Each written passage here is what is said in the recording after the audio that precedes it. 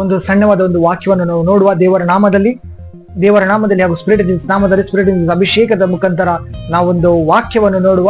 Spirit Jesus ಅಭಿಷೇಕವು, ಈ ವಾಕ್ಯವನ್ನು ನಾನು ಸಾರುವಾಗ ನಿಮ್ಮ ಎಲ್ಲರ ಮಧ್ಯದಲ್ಲಿ ಆ ಸ್ಪಿರಿಟ್ ಜೀಸಸ್ ಅಭಿಷೇಕವು ಇಳಿದು ಬರಲಿ ಮತ್ತು ನಿಮ್ಮ ಕುಟುಂಬದವರು ಆಶೀರ್ವಾದ ಹೊಂದಲೆಂದು ನಾನು ಪ್ರಾರ್ಥಿಸುವೆನು. ಆಶೀರ್ವಾದ ಎಂದರೆ ಕಾರು ಬಂಗಲೆ ಅದಲ್ಲ ಪ್ರೀತಿಯ ನನ್ನ ಮಕ್ಕಳೇ, ಸ್ವರ್ಗದಲ್ಲಿ ಬಂದ ಆ ದೇವರ ಕರುಣೆ ನಿಮ್ಮ ಮಧ್ಯದಲ್ಲಿ ಇಳಿದು ಬರಲಿ ನಾನು ಪ್ರಾರ್ಥಿಸುವೆನು. ಆಮೇನ್, ಆಮೇನ್, ಆಮೇನ್. ಒಂದು ಸಣ್ಣವಾದ ವಾಕ್ಯ ನಾನು ಕೊಂಕಣಿಯಲ್ಲಿ ಓದಲು ನಾನು ಬಯಸುತ್ತೇನೆ.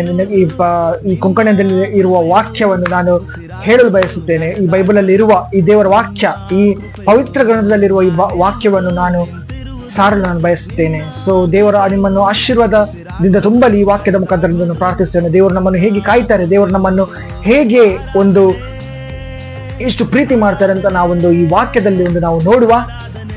ಯಾಕೆಂದ್ರೆ ಈ ವಾಕ್ಯವು ಒಂದು ಕರುಣೆಯ ಭರಿತವಾದ ಒಂದು ವಾಕ್ಯವಾಗಿದೆ. ನಮ್ಗೆ ಮತ್ತು ನಮ್ಮ ಕುಟುಂಬದವರಿಗೆ, ನಮ್ಮೆಲ್ಲ ಜನಾಂಗದವರಿಗೆ, ನಮ್ಮೆಲ್ಲ ಚರ್ಚ್ಗೆ ಒಂದು ಕರುಣೆಯ ಮತ್ತು ಮಹಿಮೆಯ ಇದು ವಾಕ್ಯವಾಗಿದೆ. ಕರುಣೆ ಇದ್ದರೆ ಮಾತ್ರ ದೇವರ ಮಹಿಮೆ ಆಗುವುದು. ಒಂದು ವೇಳೆ ಕರುಣೆನೇ ಇಲ್ಲ ಮನುಕುಲಕ್ಕೆ, ಒಂದು ವೇಳೆ ದೇವರ ಕರುಣೆಯೇ ಇಲ್ಲವೆಂದರೆ ದೇವರ ಮಹಿಮೆಯು ಹೇಗೆ ಆಗುವುದು ಅಲ್ವಾ?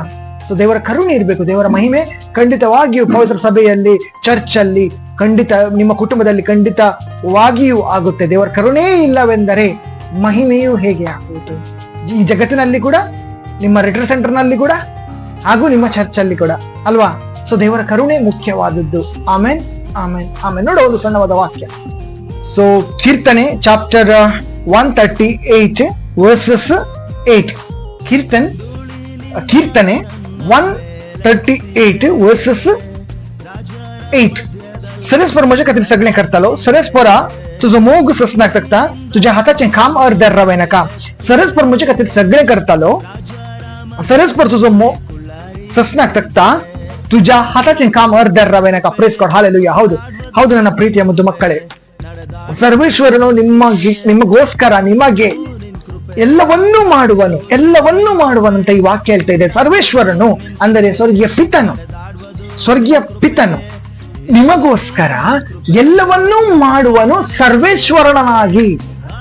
Praise God. ಸ್ವರ್ಗೀಯ ಪಿತನು ನಿಮಗೋಸ್ಕರ, ನಮಗೋಸ್ಕರ ಎಲ್ಲವನ್ನೂ ಮಾಡುವನು ಸರ್ವೇಶ್ವರನಾಗಿ ಅಂತ ಈ ವಾಕ್ಯದ ಈ ಲೈನಿನ ಅರ್ಥ. ಮುಂದಿನ ವಾಕ್ಯ ನೋಡುವ. ಸರ್ವೇಶ್ವರನು ನಿನ್ನ ಪ್ರೀತಿಯು ಶಾಶ್ವತವಾದದ್ದು. Praise God. ಈ ವಾಕ್ಯ ಹೇಳ್ತಾ ಇದೆ, ಸರ್ವೇಶ್ವರನು ಪ್ರೀತಿ ಶಾಶ್ವತವಾದದ್ದು. ಹೌದು, ಸರ್ವೇಶ್ವರನ ಪ್ರೀತಿ ಶಾಶ್ವತವಾದದ್ದು. ಅಂದರೆ ಸ್ವರ್ಗೀಯ ಪಿತನ ಪ್ರೀತಿ ಕೂಡ ಶಾಶ್ವತವಾದದ್ದು.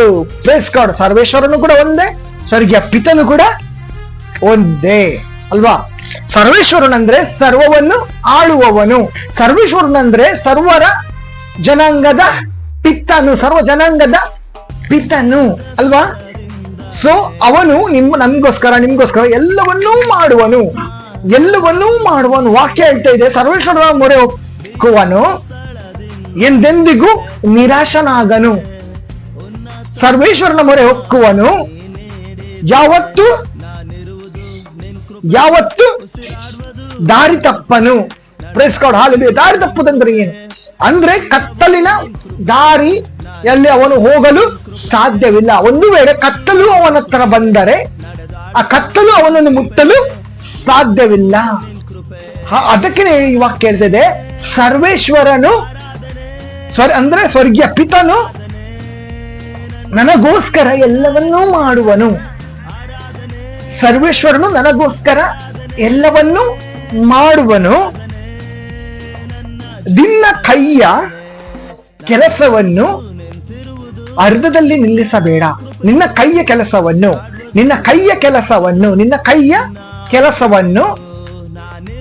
ಅರ್ಧದಲ್ಲೇ ನಿಲ್ಲಿಸಬೇಡ ಅಂತ ಈ ವಾಕ್ಯ ಹೇಳ್ತಾ ಇದೆ. ಅರ್ಧದಲ್ಲೇ ನಿಲ್ಲಿಸೋದಂದ್ರೆ ಎಂತ ಅರ್ಥ? ಅರ್ಧದಲ್ಲೇ ನಿನ್ನ ಆ ಮಹಿಮೆಯ ಕೈಯ ಕೆಲಸವನ್ನು ನಿಲ್ಲಿಸಬೇಡ ಅಂದ್ರೆ ಈ ಜನಗಳಿಗೋಸ್ಕರ ಕಾಯುವ ಕೆಲಸ, ಈ ನಿನ್ನ ಜನಗಳಿಗೋಸ್ಕರ ನಿನ್ನ ಮಹಿಮೆಯನ್ನು ತೋರಿಸುವ ಕೆಲಸ, ಈ ಜಗತ್ತಿನಲ್ಲಿ ನಿನ್ನ ಪರಿಶುದ್ಧ ಆತ್ಮದಿಂದ ತುಂಬುವ ಕೆಲಸ, ಈ ಕೆಲಸವನ್ನು ನಿಲ್ಲಿಸಬೇಡ.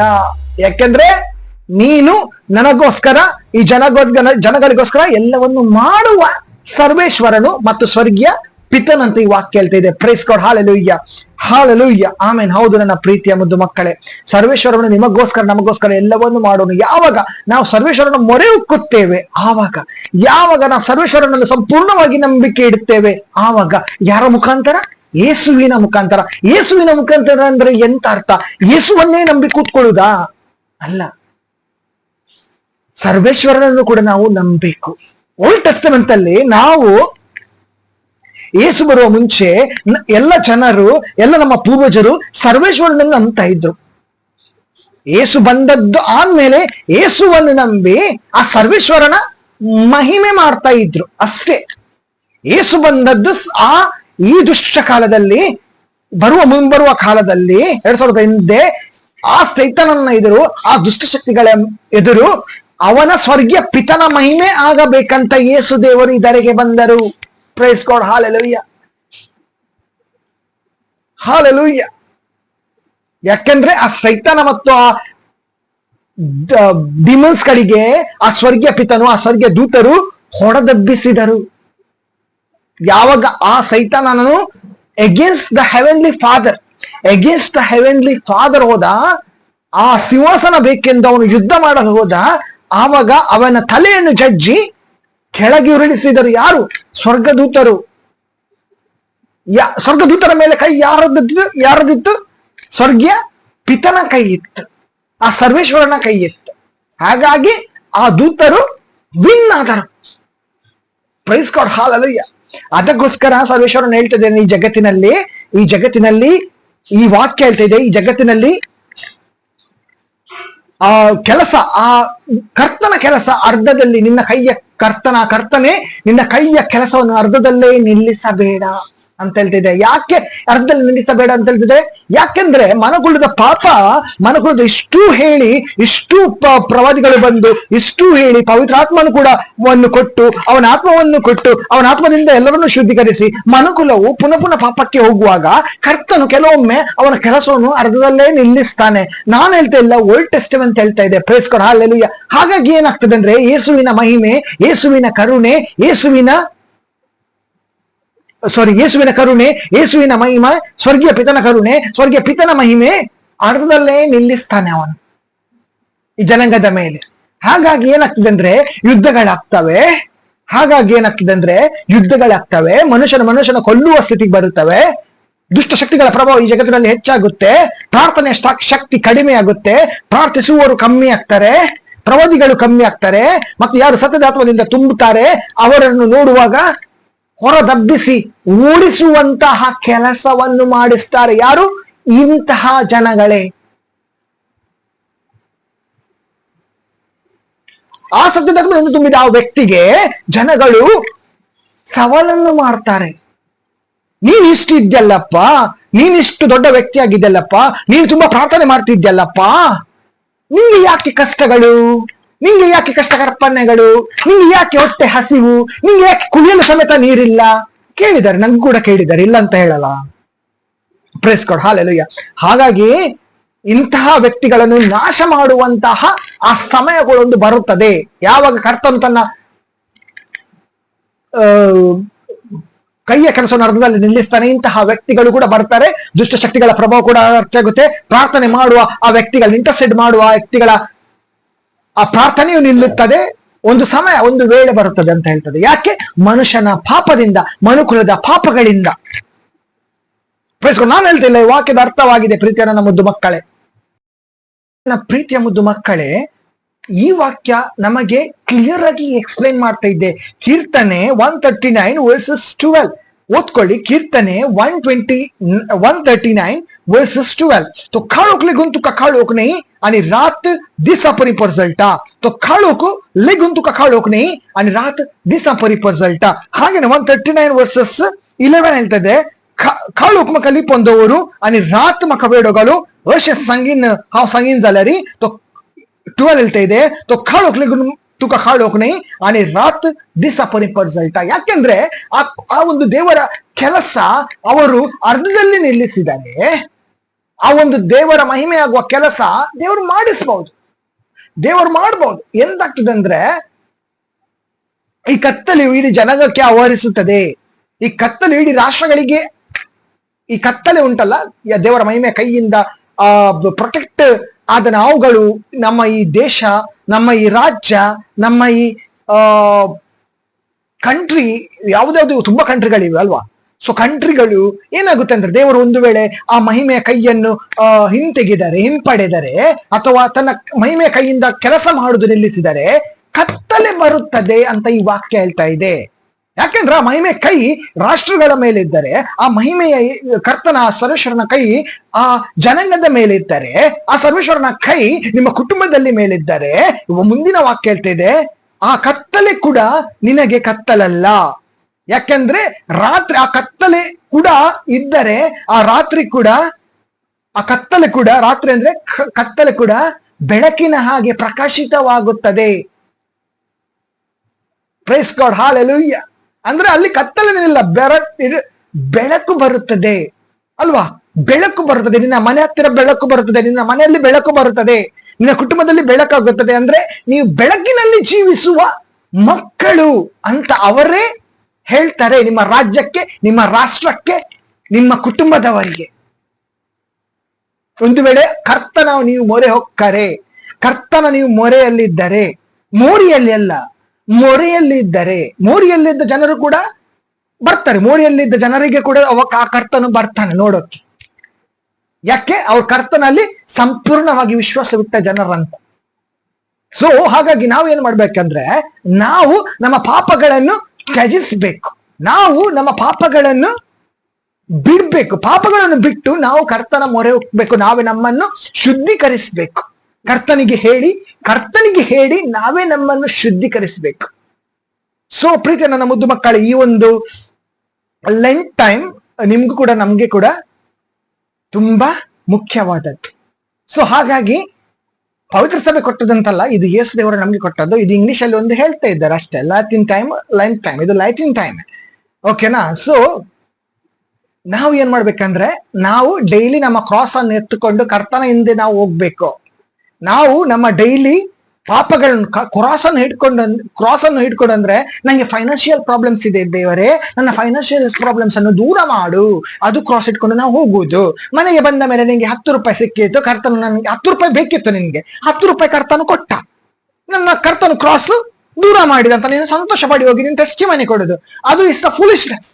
ನಾನು ಹೇಳ್ತಿದ್ದೀನಿ ಡೈರೆಕ್ಟ್, ಇಸ್ ದ ಫೂಲಿಶ್ನೆಸ್. ನಿನ್ನ ಪಾಪಗಳನ್ನು ಹೊತ್ತುಕೊಂಡು ನೀನು ಕರ್ತನ ಹಿಂದೆ ಹೋಗು, ಯೇಸು ಕ್ರಿಸ್ತನ ಹಿಂದೆ ಹೋಗು ಅಂತ ನಾನು ಹೇಳ್ತಾ ಇದ್ದೇನೆ ಪ್ರೀತಿಯ ನನ್ನ ಮುದ್ದು ಮಕ್ಕಳೇ. ಆಗ ನಿನ್ನ ಪಾಪಗಳು ಕ್ಷಮೆ ಆಗುದು, ನಿನ್ನ ಕತ್ತಲೆ ನಿನ್ನಿಂದ ದೂರ ಸರಿಯುವುದು ಮತ್ತು ನಿನ್ನ ಕುಟುಂಬದರಿಂದ ದೂರ ಸರಿಯುವುದು. ಯಾಕೆಂದ್ರೆ ಆ ಸರ್ವೇಶ್ವರನಿಗೆ, ಆ ಸೃಷ್ಟಿಕರ್ತನಿಗೆ ನಿನ್ನಲ್ಲಿರುವ ಕತ್ತಲೆ, ನಿನ್ನ ಕುಟುಂಬದಲ್ಲಿರುವ ಕತ್ತಲೆ, ನಿನ್ನ ಕುಟುಂಬದಲ್ಲಿ ತೀರಿ ಹೋದ ಆ ಜನಗಳ ಆ ಒಂದು ಕತ್ತಲೆ ಒಂದು ಜೀವಿಸಿದ್ದಾರೆ, ಅವರಿಗೆ ಬೆಳಕು ತೋರಲು ಆ ಕರ್ತನಿಗೆ ಸಾಧ್ಯ ಅಂತ ಈ ವಾಕ್ಯ ಹೇಳ್ತಾ ಇದೆ. Praise God, hallelujah. ಅದಕ್ಕೋಸ್ಕರ ಅವನು ಬೆಳಕು ತೋರಿಸ್ತಾನೆ, ಆ ಬೆಳಕಲ್ಲಿ ಅವರು ಜೀವಿಸ್ತಾರೆ ಶಾಶ್ವತವಾಗಿ. ಆ ಬೆಳಕು ಅವನು ತೋರಿಸ್ತಾನೆ, ಆ ಬೆಳಕು ಅವರಿಗೆ ಶಾಶ್ವತವಾಗಿ ಕಾಯುತ್ತೆ. ಎಲ್ಲಿ ಇದ್ದ ಬೆಳಕು ಎಲ್ಲಿ ತೋರಿಸ್ತಾನೆ? ನಿನ್ನ ಆತ್ಮಕ್ಕೆ, ನಿನ್ನ ಹೃದಯಕ್ಕೆ ಅವನು ತೋರಿಸ್ತಾನೆ. ಆಗ ನಿನ್ನಲ್ಲಿರುವ ಕತ್ತಲು ದೂರ ಹೋಗುತ್ತೆ, ನಿನ್ನ ಕುಟುಂಬದಲ್ಲಿರುವ ಕತ್ತಲು ದೂರ ಹೋಗುತ್ತೆ, ನೀನು ಬೆಳಕಿನಲ್ಲಿ ಜೀವಿಸುವ ಒಬ್ಬ ವ್ಯಕ್ತಿ ಎಂದು ಆ ಕರ್ತನ ಹೇಳ್ತಾನೆ. ಆಮೇಲೆ ಕರ್ತನ ಸನ್ಮುಖದಲ್ಲಿ ನೀನಿರುವೆ, ವಾಕ್ಯ ಹೇಳುತ್ತೆ. ಕರ್ತನ ಸನ್ಮುಖದಲ್ಲಿ ನಾವು ಇದ್ದೇವೆ ಮಕ್ಕಳೇ, ಪ್ರಾರ್ಥಿಸಿ ಅಂದ್ರೆ ಕರ್ತನ ಇದ್ದಾನಂತ ನಿನಗೆ ಕನ್ಫರ್ಮೇಶನ್ ಇದೆಯಾ? ನಿನ್ನ ಆಲ್ಟರ್ನ ಮೇಲೆ, ನೀನ್ ಮಾಡುವ ಆಲ್ಟರ್ನ ಮೇಲೆ, ನೀನ್ ಮಾಡುವ ಬಲಿಪೂಜೆಯ ಮೇಲೆ ನೀ ಹೇಳಿದ್ನ ಬೈಬಲ್ ಅಲ್ಲಿ ವರ್ಡ್ ಆಫ್ ಗಾಡ್ ಇದೆ, ಅದರ ಪ್ರಕಾರ ನೀನು ಆ ಆಲ್ಟರ್ನ ಮೇಲೆ ಹೋಗುವ ಮೊದಲು, ಅಥವಾ ನೀನು ಒಬ್ಬ ಪ್ರೀಚ್ ಮಾಡುವ ಮೊದಲು ನೀನು ಜೀವಿಸಿದ್ದೀಯಾ ಆ ವಾಕ್ಯ ಇರುವ ಹಾಗೆ. This is the important. So ಆಮೇಲೆ ಜನಗಳಿಗೆ ನಾವು ಹೇಳ್ಬಹುದು, ಮಕ್ಕಳೇ, ದೇವರ ಮಕ್ಕಳೇ, ಕರ್ತನ ಪ್ರೆಸೆನ್ಸ್ ಇದೆ ಅಂತ ನಾವು ಹೇಳ್ಬಹುದು. ಇಲ್ಲದಿದ್ರೆ ನೀನು ಕೂಡ ಕತ್ತಲಲ್ಲಿ ಇದ್ದೆ, ಅವರನ್ನು ಕೂಡ ಕತ್ತಲಲ್ಲಿ ಕರ್ಕೊಂಡು ಹೋಗ್ತಾ ಇದೆಯಾ. ವಾಕ್ಯ ಹೇಳ್ತಾ ಇದೆ ನನ್ನ ಪ್ರೀತಿಯ ಮುದ್ದು ಮಕ್ಕಳೇ, ನಿನ್ನ ಕಣ್ಣಿನಲ್ಲಿದ್ದ ಆ ಕಸವನ್ನು ನೀನು ಎಸೆದು ಹಾಕಿಬಿಡು. ಆಮೇಲೆ ಅವರಿಗೆ ದಾರಿ ತೋರಿಸು. ನಿನ್ನಲ್ಲಿರುವ ನೀನು ಕಣ್ಣಲ್ಲಿದ್ದ ಕಸವನ್ನು ನೀನು ತೆಗೆಯಲಿಕ್ಕಾಗದಿದ್ದರೆ ನೀನು ಅವನನ್ನು ಕೂಡ ಎಲ್ಲಿ ಹಾಕ್ತೀಯ? ಎಲ್ಲೋ ಹೋಗಿ ಕತ್ತಲೆಗೆ, ಅಂದ್ರೆ ಕತ್ತಲೆಗೆನೆ ಕೊಂಡೋಗ್ತೀಯ ನೀನಂತ ಹೇಳ್ತಾ ಇದೆ ವಾಕ್ಯ. ದೇವರ ವಾಕ್ಯ ಹೇಳ್ತಾ ಇದೆ. Praise God, hallelujah. ಹಾಗಾಗಿ ಪ್ರೀತಿಯ ನನ್ನ ಮುದ್ದು ಮಕ್ಕಳೇ, ನಮ್ಮಿಂದ ಕತ್ತಲೆಯನ್ನು ದೂರ ಸರಿಯಲು ಯಾರಿಂದ ಸಾಧ್ಯ? ಸರ್ವೇಶ್ವರನಿಂದ ಮಾತ್ರ ಸಾಧ್ಯ. ಮತ್ತು ಯಾರಿಂದಲೂ ಕೂಡ ಸಾಧ್ಯವಿಲ್ಲ. ಯಾವ ಬ್ರದರಿಂದ ಕೂಡ ಸಾಧ್ಯವಿಲ್ಲ, ಯಾವ ಪ್ರೀಸ್ಟ್ ಇಂದ ಕೂಡ ಸಾಧ್ಯ ಇಲ್ಲ, ಯಾವ ಅಪಸ್ತಲರಿಂದ ಕೂಡ ಸಾಧ್ಯವಿಲ್ಲ.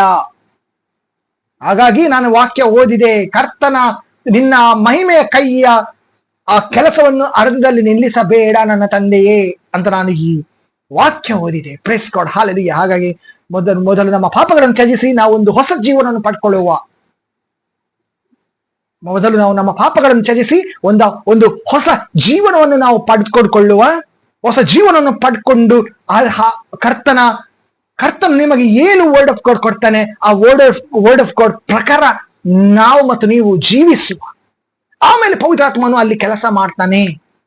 ಯಾವ ದುಷ್ಟಶಕ್ತಿಗಳು ಕೆಲಸ ಮಾಡಲ್ಲ, ಆದ್ರೂ ಪವಿತ್ರಾತ್ಮನು ಕೆಲಸ ಮಾಡ್ತಾನೆ. Praise God, hallelujah. ಹಾಗಾಗಿ ಸೋಂಕು ಎಲ್ಲರಿಗೆ ತಗಲಿಸುವುದಲ್ಲ. ಸೋಂಕು ಒಬ್ಬನಿಗೆ ಇದ್ರೆ ಒಳ್ಳೇದು, ಆದ್ರೆ ಸೋಂಕು ನಾವೆಲ್ಲರೂ ಒಬ್ಬನೊಬ್ಬರನ್ನು ತಾಗಿಸಿ ಎಲ್ಲರನ್ನು ಸಾಯಿಸುವುದಲ್ಲ. ಅದು ಕೂಡ ಪವಿತ್ರಾತ್ಮ ಭರಿತವಾದ ಒಂದು ಸತ್ಯದಾತ್ಮದಿಂದ ಭರಿತವಾದ ಒಬ್ಬ ವ್ಯಕ್ತಿಗೆ ಸೋಂಕು ತಗಲಿಸಿಕೆ ಬಂದರೆ ಅವನು ಸಾಯಲ್ಲ, ಅವನ ಎಡಗಡೆ ಮತ್ತು ಬಲಗಡೆ ಇರುವ ವ್ಯಕ್ತಿಗಳು ಸಾಯ್ತಾರೆ. ನಾನು ಹೇಳ್ತಾ ಇಲ್ಲ, ಕೀರ್ತನೆ ಹೇಳ್ತಾ ಇದೆ, ಕೀರ್ತನೆ ಅರ್ಥ ಹೇಳ್ತಾ ಇದೆ. Praise God, hallelujah. ಅವನ ಬಲಗಡೆ ಇರುವ ಜನರು ಮತ್ತು ಅವನ ಎಡಗಡೆ ಇರುವ ಜನರು ಸಾಯ್ತಾರೆ, ಆದ್ರೂ ಕೂಡ ಅವನಿಗೆ ಏನೂ ಆಗಲ್ಲ. ಕೀರ್ತನೆ 91 ಕೂಡ ಹೇಳ್ತಾ ಇದೆ. Praise God, hallelujah. Amen. Spirit Jesus ನಾಮದಲ್ಲಿ ನಿಮ್ಮ ಮಕ್ಕಳು, ನಿಮ್ಮ ಮನೆಯವರು ಎಲ್ಲರೂ ಆಶೀರ್ವಾದವಾಗಲೆಂದು ನಾನು ಪ್ರಾರ್ಥಿಸುವೆನು. Amen, amen, amen.